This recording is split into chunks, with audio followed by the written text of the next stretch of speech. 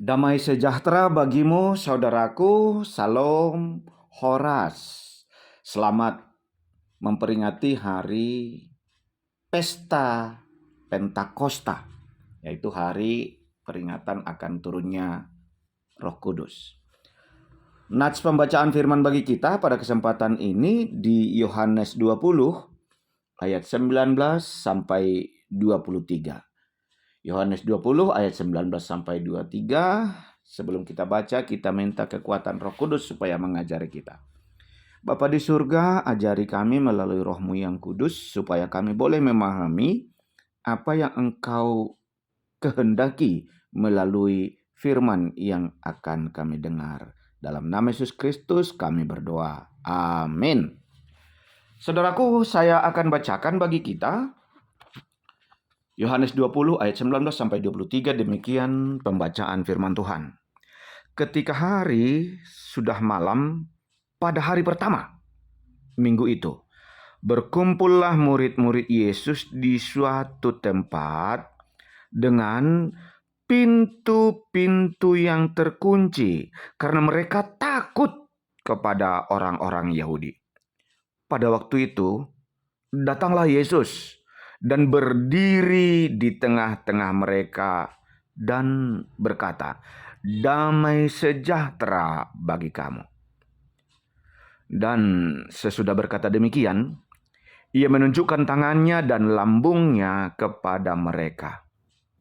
Murid-murid itu bersukacita ketika mereka melihat Tuhan. Maka kata Yesus sekali lagi, "Damai sejahtera bagi kamu. Sama seperti Bapa mengutus aku, demikian juga sekarang aku mengutus kamu." Dan sesudah berkata demikian, ia mengembusi mereka dan berkata, "Terimalah Roh Kudus. Jikalau kamu mengampuni dosa orang, dosanya diampuni. Dan jikalau kamu menyatakan dosa orang tetap ada, dosanya tetap ada." Demikian pembacaan firman Tuhan, saudaraku. Saudaraku terkasih, kita sejenak mengingat kembali sesudah Yesus ditangkap, sesudah Yesus disalibkan, dan mereka para murid menyaksikan kematian Yesus.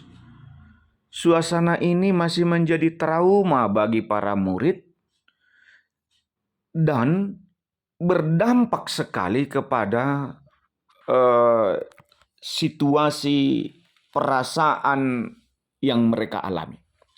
Terbukti di hari pertama, di nats kita ini, itu hari pertama di minggu itu. Berarti kalau kita pakai istilah minggu sekarang, kalender sekarang ya, kalender sekarang itu hari Senin. Tetapi kalau kita pakai kalender Yahudi itu sebenarnya hari Minggu. Kalau kita pakai itu. Tapi malamnya mereka ketakutan. Dan saudaraku, kalau orang ketakutan itu biasanya nggak bersama-sama. Biasanya ketakutan itu kalau sendiri. Atau biasanya bisa ketakutan bersama-sama kalau ancamannya misalnya alam, cuaca, dan lain-lain. Para murid pada waktu itu ketakutan karena mereka jelas melihat bahwa Tuhan yang mereka anggap selama ini mampu menjadi penolong bagi mereka, bersama-sama dengan mereka sudah ditangkap. Berarti kami tidak memiliki kekuatan lagi. Akhirnya mereka berkumpul di suatu tempat, tidak disebutkan di mana itu rumah, tetapi tempat itu tentunya mereka anggap sebagai sesuatu yang bisa memberikan mereka kenyamanan. Tetapi walaupun dalam situasi itu mereka sudah mengunci pintu, nah kita baca tadi, mereka berkumpul di suatu tempat dengan pintu-pintu yang terkunci. Artinya tidak ada mungkin bagi orang lain bisa masuk ke rumah karena pintu semua sudah terkunci. Memang ketakutannya begitu. Dan uniknya saudaraku, orang yang ketakutan rupanya mereka berkumpul di rumah itu. Mungkin muncul pertanyaan bagi kita, kenapa sih mereka takut? Pertama, karena alasan mereka merasa terancam dari Yahudi karena Tuhan Yesus sendiri menjadi pemimpin mereka sudah ditangkap. Tentunya giliran mereka kapan? Itu yang pertama. Tapi mari kita lihat dari sisi yang lain, mereka takut Karena mereka sudah tidak memiliki kekuatan lagi. Mereka takut karena mereka sudah tidak memiliki pemimpin lagi. Mereka takut karena mereka tidak bisa melawan kekuatan bangsa Yahudi, orang Yahudi yang begitu menakutkan bagi mereka. Dan satu lagi yang paling inti adalah Yesus tidak bersama-sama dengan mereka.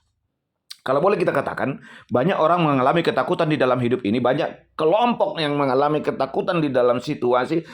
Banyak orang yang mengalami ketakutan karena apa? Mereka merasakan bahwa Yesus tidak bersama-sama dengan mereka. Kita sering mengalami ketakutan, kita sering mengalami kekhawatiran karena kita mengetahui dan kita menganggap seolah-olah Tuhan Yesus tidak ada di dalam posisi ketakutan kita itu, tidak ada bersama-sama dengan kita. Sehingga kita takut sendiri dan, saudaraku, mari kita lihat. Mereka hanya kumpul di situ.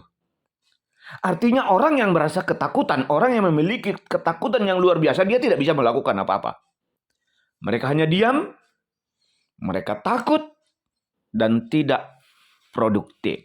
Dan tidak bisa melakukan banyak hal. Begitulah orang takut. Jadi kalau kita mengalami ketakutan di dalam hidup ini, mari kita bayangkan bahwa betapa ruginya kita karena kita tidak bisa melakukan apa-apa. Karena apa? Kita takut, nanti takut rugi. Nanti takut dibilang gimana, nanti takut, akhirnya mereka tidak bisa memulai karena memang itu posisinya mereka ketakutan. Dan mari kita lihat, ketika di dalam ketakutan itu, di dalam ruangan yang terkunci itu, pada waktu itu datanglah Yesus dan berdiri di tengah-tengah mereka. Ini dulu. Pintu semua tertutup. Tidak ada yang memungkinkan bisa orang masuk karena pintu sudah terkunci. Tetapi Yesus yang sudah bangkit itu bisa masuk dan berdiri di tengah-tengah mereka. Kenapa?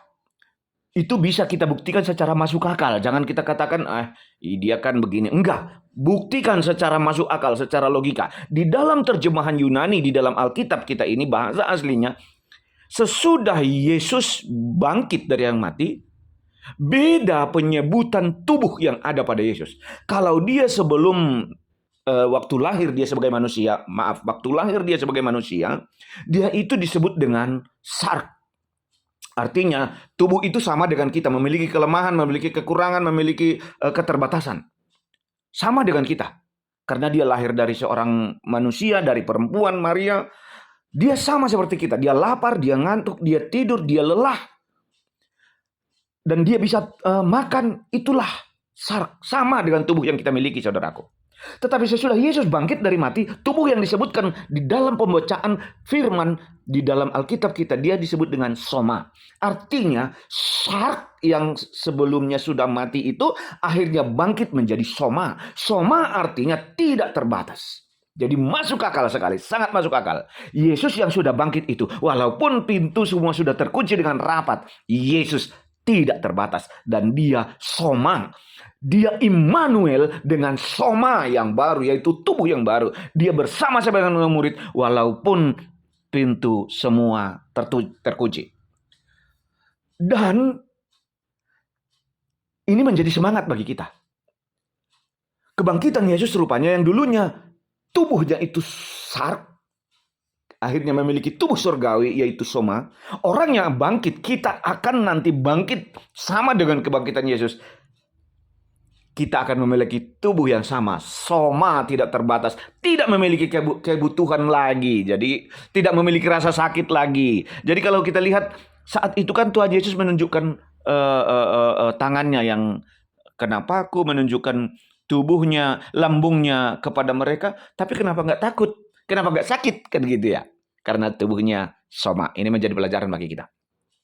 Saudaraku, yang berikut adalah Yesus berkata kepada mereka, berdiri, damai sejahtera bagi kamu. Kita lihat, damai sejahtera bagi kamu. Ucapan ini adalah pertama juga kita ingat kepada Maria. Saat malaikat Gabriel, damai sejahtera bagi kamu, hai Maria. Kemudian kepada para gembala pada waktu itu, sesudah Yesus lahir, damai sejahtera bagi kamu, jangan takut. Ketika malaikat Gabriel menghampiri para gembala pada waktu itu. Sesudah Yesus bangkit juga ucapan yang sama, damai sejahtera bagi kamu. Mari kita lihat, ini ucapan-ucapan surgawi yang begini saudaraku, yang ucapan-ucapan yang membangkitkan semangat bagi kita. Juga dalam posisi ketakutan kita terkadang menghadapi situasi apapun, kalau Tuhan berkata damai sejahtera bagimu, dia tidak mengungkit saudaraku. Dia tidak mengungkit, hei Petrus, kenapa kau dulu bohongi aku? Kenapa kau hianati aku dan sebelumnya? Kemana kalian dulu diungkitnya? Kemana kalian hari itu? Kenapa kalian tidak membela aku? Kenapa kalian biarkan aku dicambuk? Kenapa? Enggak. Yesus tidak mengungkit-ungkit masa lalu itu. Tapi Tuhan Yesus mengatakan damai sejahtera. Itulah orang-orang yang sudah mengalami kebangkitan. Dia tidak mengungkit-ungkit masa lalu. Mengungkit-ungkit masa dendam, sakit hati masa lalu. Mungkin kan kita kan doyan begitu. Kalau bukan gara-gara aku, mana bisa dia begitu? Kalau gara-gara perjuanganku, mana mungkin dia begitu? Halo, itu bukan ungkapan orang yang sudah memiliki tubuh kebangkitan. Tuhan Yesus tidak mengungkit-ungkit, kenapa kalian dulu tidak melawan, kenapa kalian tidak bela aku? Dia tidak berkata kepada Petrus misalnya, Petrus kenapa kau berbohong? Bukan, Tuhan Yesus tidak mengatakan itu, justru mengatakan damai sejahtera bagimu. Di tengah-tengah ketakutan mereka, damai sejahtera bagimu. Saudaraku, ketika itu Tuhan tidak hanya berkata damai sejahtera bagi kami, tapi juga dia menunjukkan kepada para murid tangan yang terpaku, tangannya yang sudah ada jejak pakunya dan lambungnya. Dan suka memperlihatkan kepada mereka. Dan saudaraku, di saat itu juga dia berkata sekali lagi, damai sejahtera bagi kamu. Sama seperti Bapa mengutus aku, demikian juga sekarang aku mengutus kamu. Mari kita lihat pembicaraan yang luar biasa ini, pertemuan yang luar biasa. Dan sesudah Tuhan berkata begitu, situasi yang tadinya ketakutan, sekarang di ayat 22. Sesudah berkata demikian, di ayat 21, maka kata Yesus sekali lagi, damai sejahtera bagi kamu. Sama seperti Bapa mengutus aku, demikian juga sekarang aku mengutus kamu. Sebelumnya saudaraku, di ayat 20, sesudah berkata demikian, ia menunjukkan tangannya dan lambungnya kepada para murid, dan murid bersuka cita melihat Tuhan. Ya, mari kita lihat. Yang tadinya mereka ketakutan, sekarang berubah menjadi sukacita. Sukacita karena mereka sudah melihat Tuhan. Orang yang tadinya ketakutan, kalau Tuhan sudah bersama dengan dia akan menjadi sukacita. Amin. Kalau dia tadinya mengalami kekhawatiran karena tidak ada Yesus bersama dia, saat Yesus sudah hadir di tengah-tengah kehidupannya, dia akan merasa bersukacita. Dan tidak sampai di situ, dia berkata sekali lagi, damai sejahtera bagi kamu. Dan saatnya sekarang, kalau Bapa mengutus aku, saatnya aku mengutus kamu. Dan saudaraku, ini menjadi peristiwa yang luar biasa bagimu dan bagiku juga. Ungkapan yang sama dan tindakan yang sama. Yesus katakan dia menghembusi. Jadi di malam sesudah Yesus bangkit, dia langsung menghembuskan Roh Kudus atas mereka. Dan itu kuasa, saudaraku. Dan itu kuasa.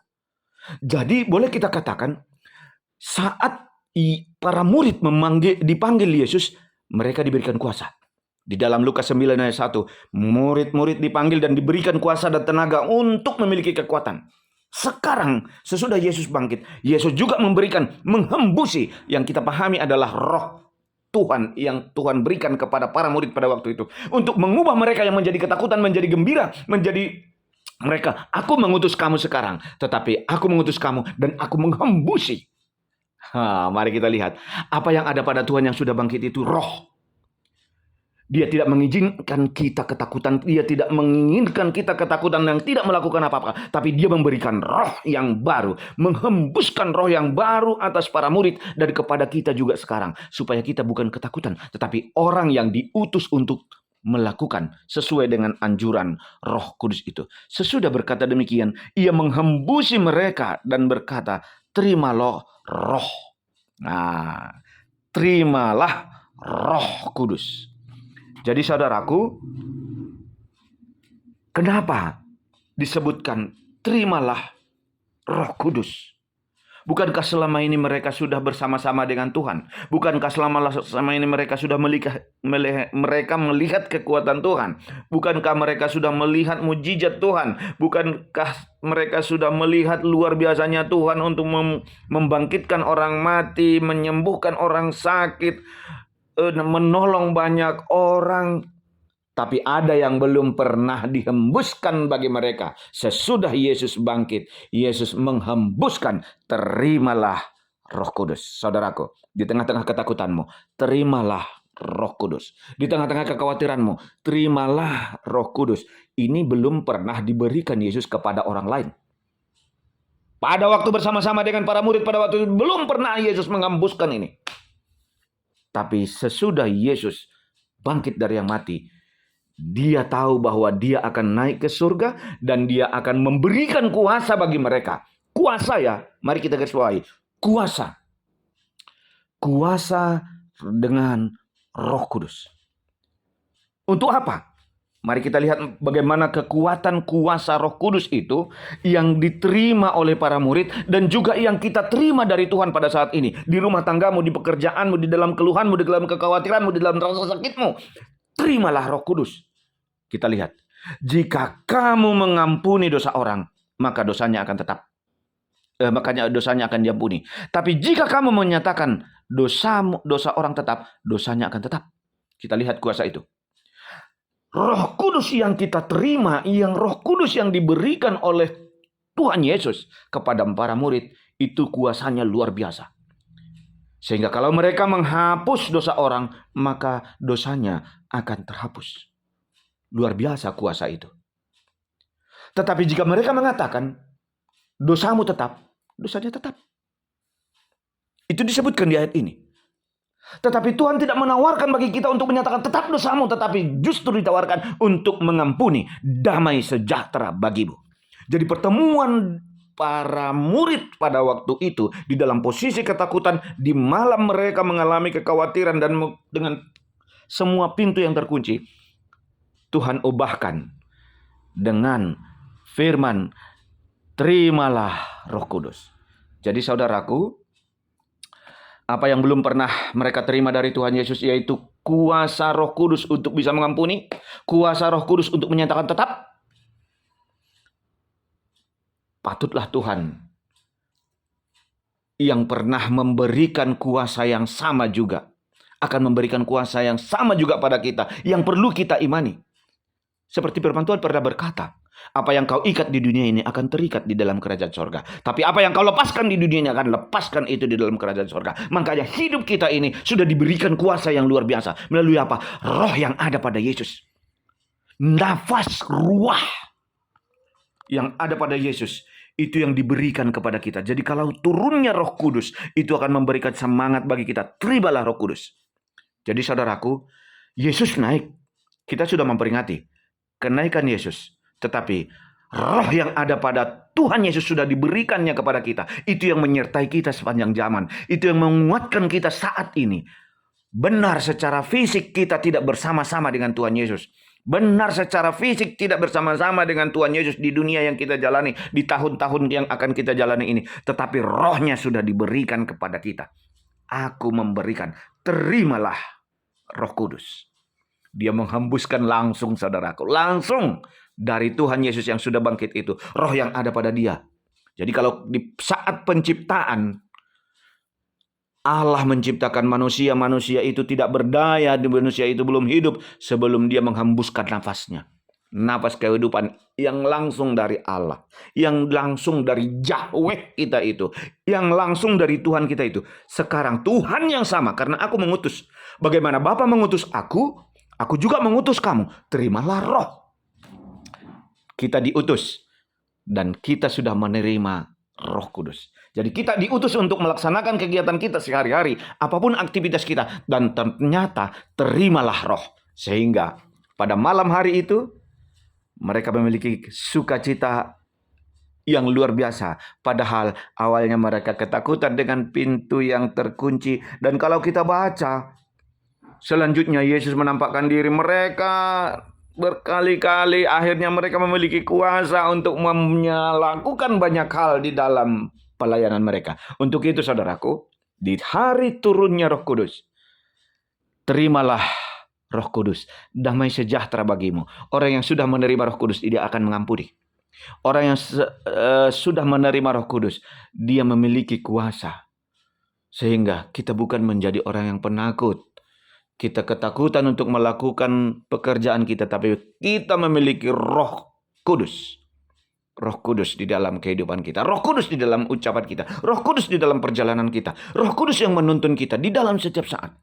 Jadi tidak ada pintu yang tertutup lagi, tidak ada pintu yang terkunci lagi, tetapi mari kita terima Roh Kudus. Karena itulah kekuatan kita sekarang untuk melakukan banyak hal.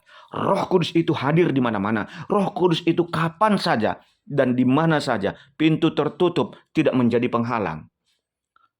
Tetapi saat kita menerima kuasa Roh Kudus, terimalah Roh Kudus, kita akan menerima kuasa yang luar biasa. Kunci kerajaan sorga. Apabila kamu mengampuni, maka dosanya akan diampuni. Tetapi apabila kamu mengatakan tetap, itu tetap. Berarti kuasa itu diberikan kepada kita. Mari, kita bukan untuk menetapkan kamu berdosa tetap, bukan menghakimi, tetapi kita untuk mengampuni. Salam Pentakosta saudaraku. Selamat menerima Roh Kudus.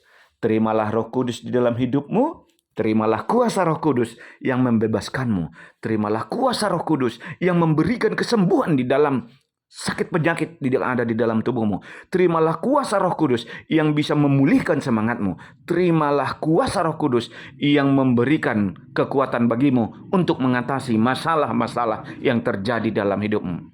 Bukan untuk menghakimi, tetapi untuk mengampuni. Selamat Minggu Pentakosta. Saudaraku, kita berdoa. Terima kasih Bapa di sorga. Di dalam putramu Tuhan Yesus Kristus yang sudah memberikan Roh Kudus bagi kami. Sehingga kami boleh merasakan kekuatan Roh Kudus sekarang bekerja di dalam setiap tubuh kami. Kekuatan Roh Kudus bekerja di dalam setiap hari-hari kami. Kekuatan Roh Kudus ada di dalam setiap detak nadi kami. Kekuatan Roh Kudus bekerja di dalam setiap desah napas kami. Hembusan napas kami, ada kuasa Roh Kudus yang bekerja untuk merasakan kuasa itu juga Bapa. Kami bisa mengampuni orang lain di dalam setiap kehidupan kami. Terima kasih Bapa di sorga. Kuasa Roh Kudus yang Engkau berikan pada kami hari ini membuat kami menjadi memiliki semangat untuk tetap menjadi saksi-saksi kekuatan yang Kau berikan kepada kami. Dalam nama Yesus Kristus, kami berdoa dan mengucap syukur. Amin.